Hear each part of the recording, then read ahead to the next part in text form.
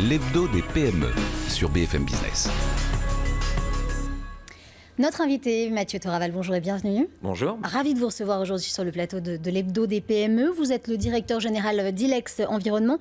Vous accompagnez tout simplement, et très bien, les entreprises industrielles, agricoles et tertiaires à concevoir, mais également à mettre en place leurs projets d'efficacité énergétique. Alors, avant qu'on rentre dans le vif du sujet avec vous, j'aimerais qu'on parle de cette transformation énergétique dans le pays. On sait que c'est une urgence aujourd'hui. C'est aussi une volonté de gouvernance de politique d'aller de l'avant, en tout cas.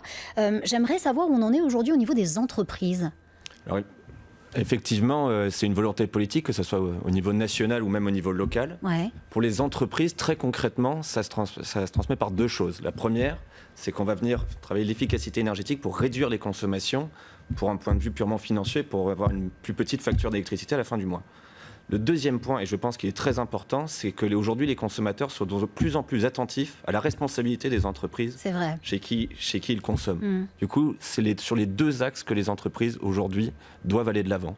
Pour cela, il existe un certain nombre de dispositifs incitatifs qui malheureusement nécessitent parfois du temps et des compétences dont toutes les entreprises ne disposent pas en interne. D'accord, c'est là que vous intervenez, on l'imagine ? Exactement, nous intervenons en amont des projets afin de coupler nos préconisations techniques aux réglementations, qu'elles soient existantes ou à venir, et aux différents dispositifs incitatifs qui existent aujourd'hui pour accompagner les entreprises. Ceux-ci peuvent être les certificats d'économie d'énergie, les subventions, qu'elles soient européennes, régionales ou locales, et les certificats d'économie de produits phytopharmaceutiques également. Et tous ces leviers-là leur permettent de faire des projets performants tout en compensant très largement le surcoût. Parfois, il est parfois plus rentable de faire des projets plus globaux, qui vont être plus pérennes, que juste faire le strict minimum du remplacement d'équipements, par exemple. D'accord, on l'imagine. Lorsque des entreprises viennent vous voir, qu'est-ce que vous allez leur proposer comme solution et en quoi est-ce que vous êtes innovant dans ces solutions proposées ? Nous sommes innovants car nous allons toujours chercher les solutions les plus neuves, les plus intelligentes.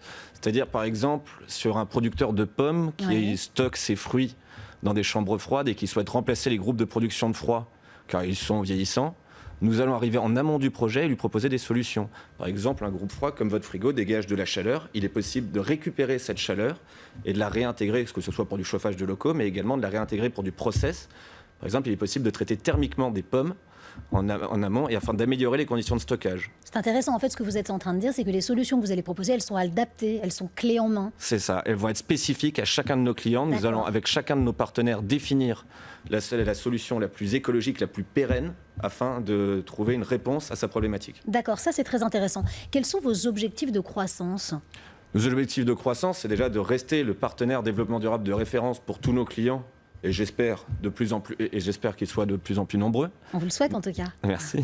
Mais également d'élargir notre perspective. Parce que le développement durable, ça va être l'efficacité énergétique, certes, mais également la réduction des déchets, l'assainissement des process.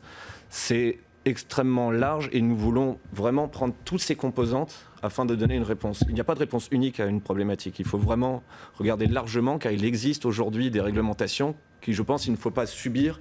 Mais vraiment, il faut en profiter pour aller de l'avant et pour pérenniser une activité, pour gagner en performance grâce à tous ces leviers qui existent aujourd'hui.